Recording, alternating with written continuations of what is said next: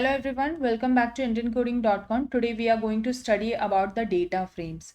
So let's see what is it. So create a data frame with pandas. Okay, so here I am taking one function.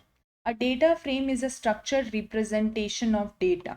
So let's define a data frame with 3 columns and 5 rows with fictional numbers. Okay, so here I am first taking import pandas as a PD. Okay, so I have given the pandas name as a PD. So first D is equal to column 1. I have given all the details here inside the column 1. Fine.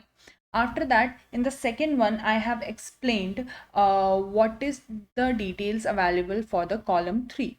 Okay, and the same thing I have done with the column 2 and the column 3. Okay, everything is mentioned here. Then what we are doing, create a data frame using the function pd.dataframeOf. So here I have explained and given all the details, like I have defined all the details, and then I have given the data frame here. After explaining that, print the data frame output with the printf function. So here we got the output as column 1 will be like this, column 2 will be like this, and column 3 will be like this. So we see column 1, column 2 and column 3 are the name of the columns.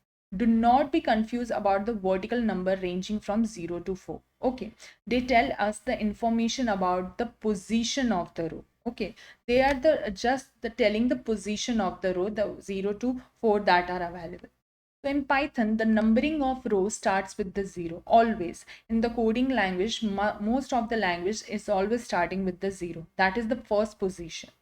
So now we can use the Python to count the column and the rows. Okay, now we are using to count the particular column and row with the help of the Python. So we can use the df.shape of 1 to find the number of the column. So it will help you to find the number of the column that is available. So here the row df of 1 will be the 0, 1, the first one that is available. So that is how you can find it. I hope you understood this much. This is the way how to create it. Okay, so here the 3 columns are available. Always the Python will start with the 0. So here df dot shape of 1 will be decided as a 0, means the first column of the particular row that is available. So that's all for today's class. Tomorrow we'll study about more features related to data science. Thank you so much.